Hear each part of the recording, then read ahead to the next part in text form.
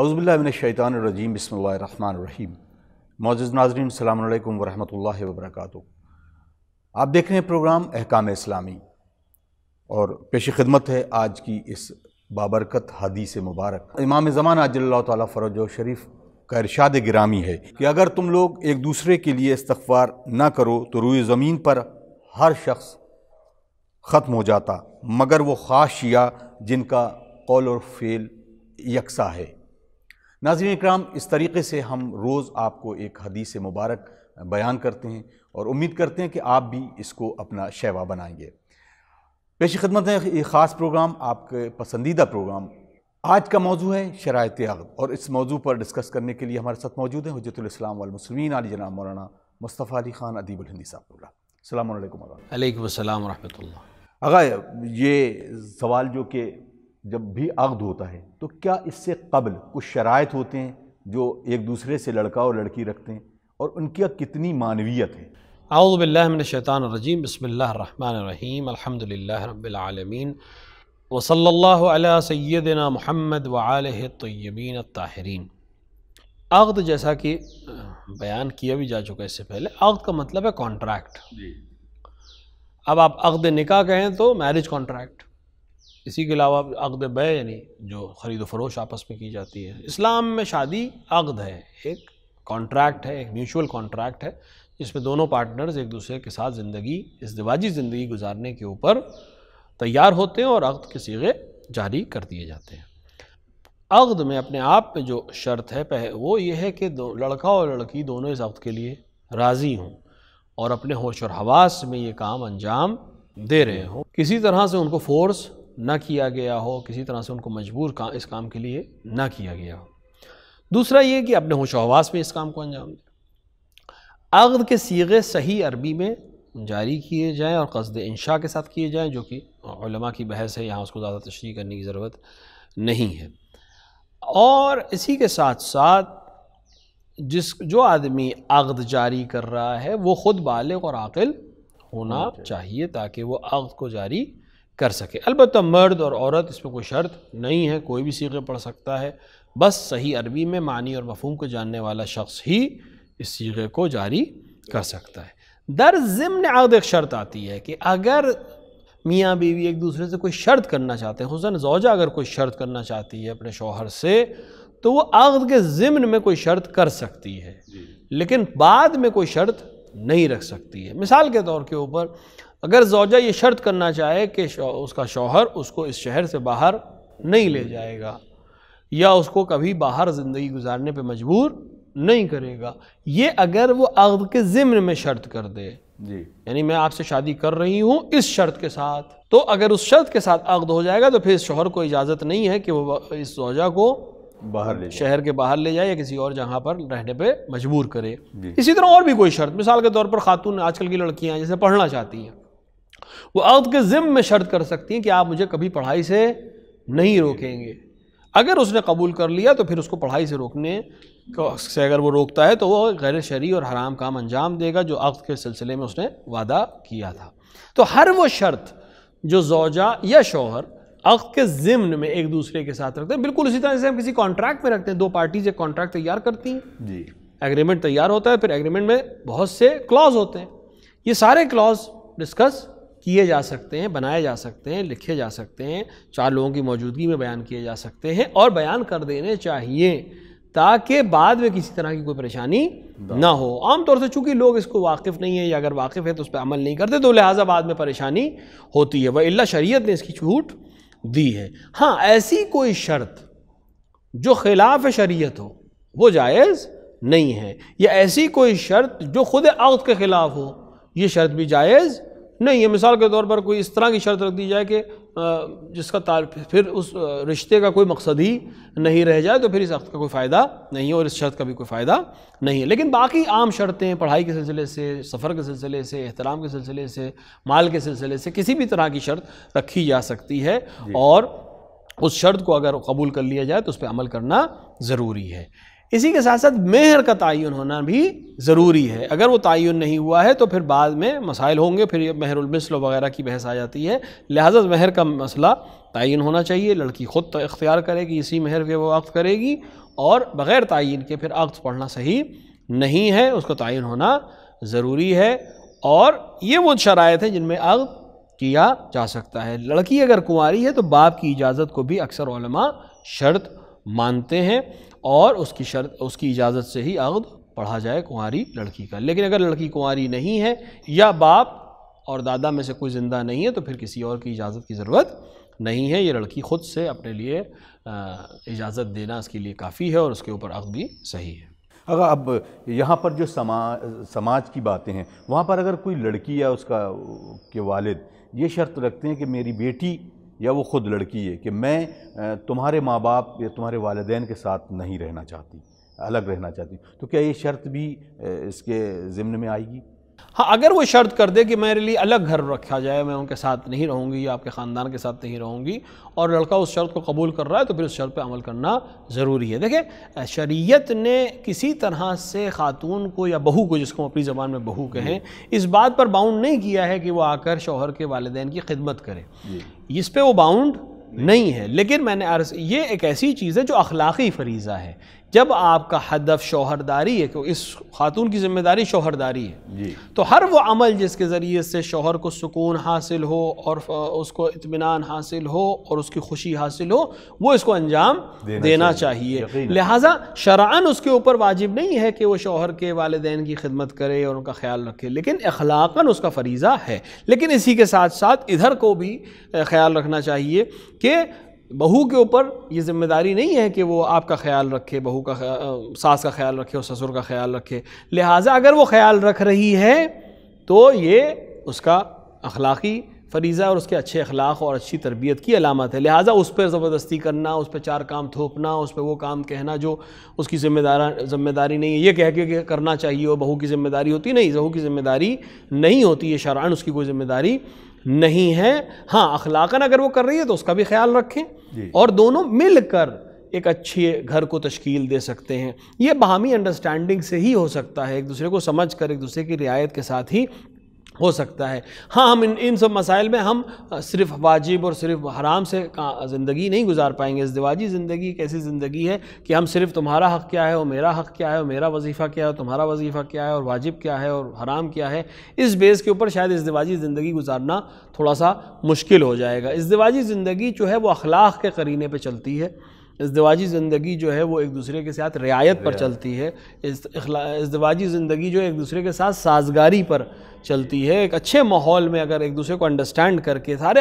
شرائط، یہ اصل میں پریشانی تب ہوتی ہے جب ہم شرائط کو پہلے سے ڈسکس نہیں کرتے۔ اگر ہم سارے شرائط کو پہلے دن واضح کر دیں اور سامنے والا بھی اپنے سارے شرائط کو پہلے دن واضح کر دے، اگر اس کے بعد دونوں کے اندر میوچول انڈرسٹینڈنگ ہوتی تب یہ عقد پڑھا جانا چاہیے تاکہ کسی طرح کی کوئی پریشانی نہ ہو۔ اور عام طور سے یہ مسائل، بہت خوبصورت آپ نے یہ ایک موضوع، اور اس موضوع کے ساتھ ایک سوال بھی میرا جو ہے وہ ضرور لے لیجئے، اس پر ضرور ہے کہ جیسے آپ نے کہا کہ دونوں کی انڈرسٹینڈنگ ہونا چاہیے، کیا عقد سے پہلے ایک بالغ لڑکا اور ایک بالغ لڑکی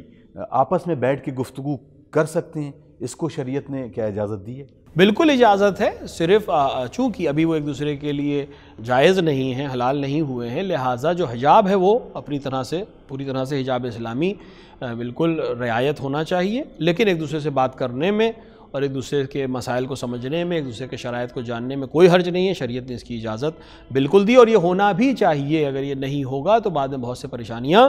ہوتی ہیں۔ عام طور سے جو پہلے کا سسٹم تھا، ابھی بھی بہت سے گھروں میں یہ سسٹم چل رہا ہے کہ وہ ماں باپ نے پسند کر لیا اور آ کے کہہ دیا اور انہوں نے کر لیا، اس کو شاید شادی کے بعد وہ پہلی بار اس شخص کو دیکھتی ہے جس سے اس کی شادی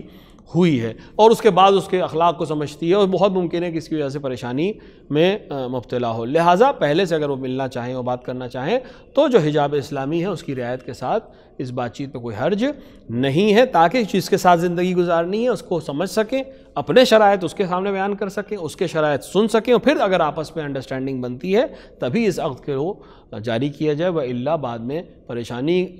کا سبب بننے سے بہتر ہے کہ ابھی سے یہ عقد نہ کیا جائے۔ لہٰذا جس طرح دونوں فیملیز ایک دوسرے کے تمام چیزوں کو سمجھ رہی ہیں، اسی طرح جن دونوں کو زندگی گزارنی ہے اگر وہ ضرورت سمجھتے ہیں اور ایک دوسرے سے بات کرنا چاہتے ہیں تو شریعت نے اسی لیے کوئی طرح کی کوئی مناہی نہیں کی۔ یہی وہ مسئلہ آتا ہے کہ وہ ہمارے یہاں برا مانا جائے گا اور ہمارے یہاں تو لڑکیاں ملتی نہیں ہیں اور ہمارے یہاں تو ایسا ہوتا ہے، اس کی آپ کے یہاں کیا ہوتا ہے اس سے ہمیں مطلب نہیں ہے۔ ہمیں رسول کی شریعت نے اجازت دی ہے یا نہیں دی ہے؟ ٹھیک ہے، جناب صدیقہ طاہرہ سلام اللہ علیہ نے رسول اکرم کے سامنے صرف خاموشی اختیار کی۔ جب رسول اکرم نے آ کر امیر المومنین کا پیغام دیا اور آپ نے خاموشی اختیار کی تو رسول نے جملہ کہا کہ اس کی خاموشی میں ہی اس کی ہاں ہے، لیکن وہ صدیقہ طاہرہ اور امیر المومنین کا مسئلہ ہے۔ لیکن شریعت نے کوئی باؤنڈ نہیں رکھا ہے کہ لڑکی کو حق ہی نہیں ہے لڑکے کو دیکھنے کا یا اس سے بات کرنے کا، نہیں، بالکل حق ہے، اس کو بات کرنے کا حق ہے، جس کے ساتھ اس کو زندگی گزارنی ہے اس سے بات کرنے میں کوئی حرج نہیں ہے۔ ہاں جو شرعی حجاب ہے، جو واجب حجاب ہے، اس کی رعایت بھی ضروری ہے۔ آج کل بہت سے طریقے ہیں جس میں ایک دوسرے سے کو دیکھے بغیر ٹیلی فونی کر سکتے ہیں، سوشل میڈیا کے بہت سے طریقے ہیں جس کے ذریعے سے ایک دوسرے سے بات کر سکتے ہیں، اس میں حجاب کی رعایت کے ساتھ اگر یہ بات ہو رہی ہے تو اس میں کوئی حرج نہیں ہے، جس کا ایک اچھا نتیجہ نکل سکتا ہے اور اچھی زندگی گزار سکتا ہے۔ جزاک اللہ۔ اگر اب بہت ساری چیزیں ایسی ہیں کہ جو شریعت میں جو ہیں امپلیمنٹیشن بڑا مشکل ہوتا ہے، مثلا جیسے لڑکی کا وکیل جا کر اس سے جو وکیل جو ہے وہ جا کر اس سے ہاں کہلواتا ہے جا کے، تو یہ کیا قبل نکاح باپ اس کی ہاں نہیں لے سکتا؟ دوسرا یہ کہ جب اس کا مہر معین ہو تو لڑکی کی اس میں رضامندی لی جاتی ہے، ایسا بہت کم دیکھا گیا۔ یہ تو صرف یہ ہے کہ باپ نے جو بول دیا یا جو لوگ بیٹھے ہوتے ہیں نکاح کے ٹائم اسی ٹائم ہو جاتا ہے۔ یہ کتنا ضروری ہے کہ لڑکی سے خود پوچھا جائے اس بارے میں؟ بے شک جو وکلاء جاتے ہیں اجازت لینے کے لیے عام طور سے لڑکیوں سے، ان کے سامنے بیان کرتے ہیں کہ آپ کا عقد اس مہر کے اوپر پڑھا جا رہا ہے اور اس کی اجازت کے بعد ہی یہ عقد پڑھا جا سکتا ہے۔ ہاں اس طرح کے مسائل ہیں کہ آپ آج کے دور میں ابھی بھی بر صغیر میں تھوڑا سا دھیرے دھیرے اس کو چینج آ رہا ہے، لیکن دیگر ممالک میں تو آسانی ہو گئی ہے اور وہ آرام سے جا کر بہت پہلے ہی تقریب سے بہت پہلے ہی اجازت دے دی جاتی ہے، اس کے بعد وہ صرف تقریب میں صرف عقد رہ جاتا ہے۔ لیکن ابھی بھی یہاں اس طرح سے ہے کہ بھئی 4 لوگوں کی موجودگی میں لڑکی وکالت دے تاکہ لوگوں کو پتہ رہے کہ اس کی مرضی سے یہ شادی ہو رہی ہے، لہٰذا جو عقد پڑھنے والا نہ کہ جو وکیل لڑکی کا وکیل جاتا ہے اس سے اجازت لینے کا، اس کا ایک شاید ہدف یہی ہے کہ سب کی موجودگی میں وہ اپنا اقرار کرے کہ میں اس شادی کے لیے راضی ہوں۔ اگر اس نے مثال کے طور پر اگر وہ پہلے سے اجازت دے دے یا گھر میں اجازت دے دے تو ممکن ہے بعد میں ممکن ہے لوگ یہ کہیں کہ صاحب کسی نے دیکھا نہیں تھا اجازت، اور بعد میں پھر وہ کہے کہ میں نے تو اجازت نہیں دی ہے۔ لہٰذا یہ رعایت کی جاتی ہے کہ 4 لوگوں کی موجودگی میں ہی کم سے کم 2 طرف ادھر کے کچھ لوگ موجود ہوں ادھر کے کچھ لوگ موجود ہوں، تاکہ کل کہا جا سکے کہ بھئی آپ سب کی موجودگی میں اس نے اجازت دی تھی۔ لہٰذا جہاں تک مہر کا مسئلہ ہے لڑکی کی اجازت سے ہی ہونا چاہیے، اور واضح طور پر اس کو بیان کیا جاتا ہے اور کرتے بھی ہیں سب لوگ کہ اس مہر پر آپ کا عقد پڑھا جا رہا ہے فلاں صاحب سے۔ اگر اس کو اس پہ کوئی اعتراض ہے تو اس کو بالکل حق ہے کہ وہ کہہ دے کہ مجھے اس مہر پہ اعتراض ہے۔ حالانکہ عام طور سے جس طرح کا ہمارا سسٹم چل رہا ہے کوئی بولتا نہیں ہے، لیکن اس کو حق حاصل ہے، وہ کہہ سکتی ہے اور اس کو کہنا چاہیے بھی۔ اگر وہ نہیں کہتی ہے تو پھر بعد میں یہ خاموشی ہی رضایت مان لی جائے گی، لہٰذا جسے کہنا ہے وہ عقد پڑھنے سے پہلے کہہ دینا چاہیے۔ ضروری ہے کہ ہم اپنے سماج میں تھوڑی سی اس بیداری لائیں، ضروری ہے کہ ہم سماج میں جو شریعت نے طریقے بیان کیے ہیں اس کو دونوں بچوں کے لیے، خصوصاً جو جوان لڑکے لڑکیاں آج کے دور کے جوان لڑکے لڑکیاں، ان کو سارے مسائل صحیح سے بیان کیے جائیں، ان کے حقوق بیان کیے جائیں، ان کے شرائط بیان کیے جائیں، ان کی ذمہ داریاں بیان کی جائیں، اور جو زندگی کا فیصلہ وہ لینا چاہتے ہیں اس میں ان کو آگے بڑھایا جائے تاکہ وہ فیصلہ لیں اور ماں باپ سپورٹیو کی حیثیت سے رہیں، بڑے سپورٹ کی حیثیت سے رہیں، تب ایک اچھا نتیجہ ہمیں شاید دیکھنے کو مل سکتا ہے۔ بہترین طریقہ یہی ہوگا کہ جس طرح بہت دیگر چیزوں پہ کانفرنسز ہوتی ہیں، کلاسز ہوتی ہیں، اسی طرح جو بچے جوان ہو گئے ہیں، ان کی شادیوں کے وقت آ گیا ہے اور شرائط فراہم ہو رہے ہیں، وہ ان کے لیے کلاسز یا سیمینار یا ڈسکشنز یا سوشل میڈیا پہ ڈسکشنز ہوں تاکہ دھیرے دھیرے ان کے اندر اویئرنیس زیادہ آئے اور وہ بہتر طریقے سے اپنے لیے فیصلہ کر سکیں اور عملی زندگی گزار سکیں۔ جزاک اللہ۔ اگر جیسے اب ایک بہت اپنے اس سماج میں، اس معاشرے میں موسیقی اور اس طرح کی چیزیں بہت رائج تھیں، لیکن الحمدللہ تمام علماء حق اور تمام علماء دین نے اس پر ایک پورا باب رقم کیا اور یہ پوری طرح سے یہ ہٹ گیا ہے۔ تو کہیں نہ کہیں ایک چیز کو بھی منظر عام پر نہ صرف علماء کی ذمہ داری بلکہ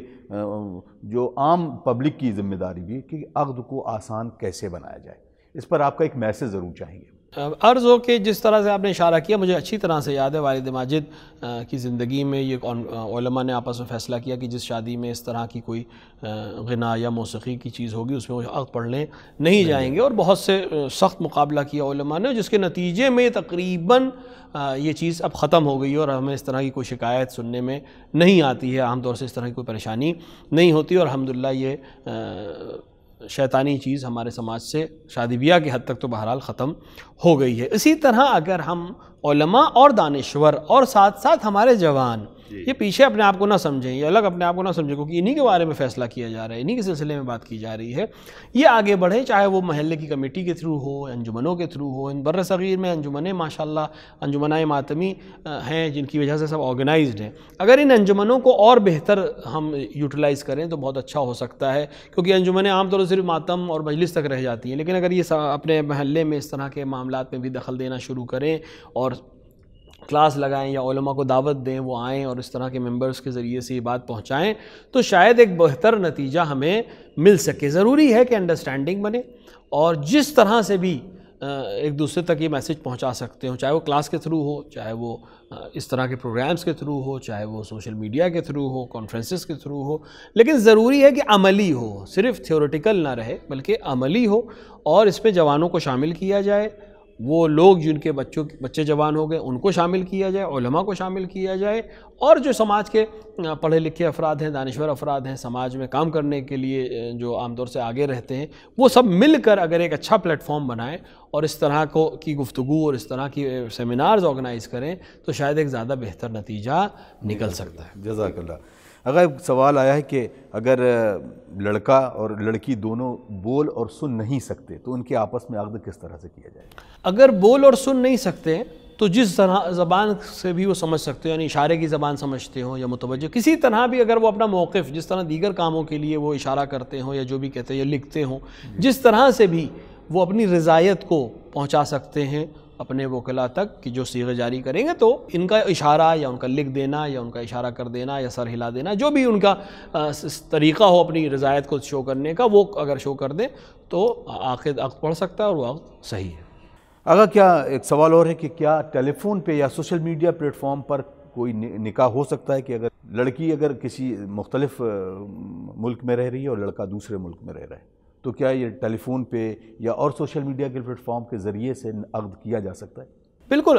جہاں پر عقد کیا جائے وہاں لڑکی کا اپنے آپ ہونا یا لڑکے کا ہونا ضروری نہیں ہے، صرف اس کی رضایت اس عاقد تک پہنچ جانی چاہیے جو عقد پڑھنا چاہ رہا ہے۔ اور آج کے اس دور میں تو بہت سے ایسے نکاح ہوئے، خصوصاً کووڈ-19 کے زمانے میں تو بہت سے ایسے نکاح پڑھے گئے جس میں لڑکی کسی شہر میں تھی، لڑکا کسی شہر میں تھا، عقد پڑھنے والا کسی اور شہر میں تھا، اور اس طرح کے معاملات ہوئے ہیں۔ صرف اصل جو مسئلہ ہے وہ یہ ہے کہ طرفین کی رضایت عقد پڑھنے والوں تک پہنچ جائے، اور عقد جب جاری کیا جائے تو ایک دوسرے کے سامنے صیغوں کی رد و بدل ہو جائے، چاہے وہ ٹیلی فونک کانفرنس کے ذریعے سے ہو، چاہے وہ آج کل کی سوشل میڈیا پلیٹ فارم پہ جو اپلیکیشنز ہیں جس میں کانفرنس ہو سکتی ہے ان کے ذریعے سے ہو، اور چاہے ویڈیو کال کے ذریعے سے ہو، کسی بھی طرح سے وہ کیا جا سکتا ہے۔ سب کا ایک ہی جگہ ہونا یہ ضروری نہیں ہے، اور عقد کا بھی عقد جاری کرنے والوں کا بھی ایک ساتھ ہونا ضروری نہیں ہے۔ حتیٰ ٹیلی فون کے اوپر بھی اگر عقد جاری ہو جائے اور گواہوں کی موجودگی میں کام انجام دیا جائے، لوگوں کو معلوم اطمینان ہو جائے کہ یہ بات اسی لڑکی کا عقد اس لڑکے سے ہو رہا ہے اور یہ عقد انہی کے لیے پڑھا جا رہا ہے، ان کی اجازت سے پڑھا جا رہا ہے، اتنا کافی ہے، جو آج کل عام طور سے اس طرح کے مسائل میں لوگ عادی ہو گئے ہیں اور سمجھتے ہیں اور اس کو مانتے ہیں، لہٰذا یہ کافی ہے اور عقد صحیح ہے۔ جزاک اللہ۔ ناظرین، آپ دیکھ رہے ہیں پروگرام احکام اسلامی۔ یقیناً آپ کے سوالات بھی آ رہے ہیں اور امید کر رہے ہیں کہ سلسلہ یوں ہی جاری رہے گا۔ ہم سے محو گفتگو تھے حجت الاسلام والمسلمین علی جناب مولانا مصطفى علی خان ادیب الہندی صاحب۔ کچھ اور سوالوں کا سلسلہ اگلے ایپیسوڈ میں آپ سے پھر ملاقات ہوگی، تب تک کے لیے ہمیں اجازت دیجیے۔ والسلام علیکم ورحمۃ اللہ وبرکاتہ۔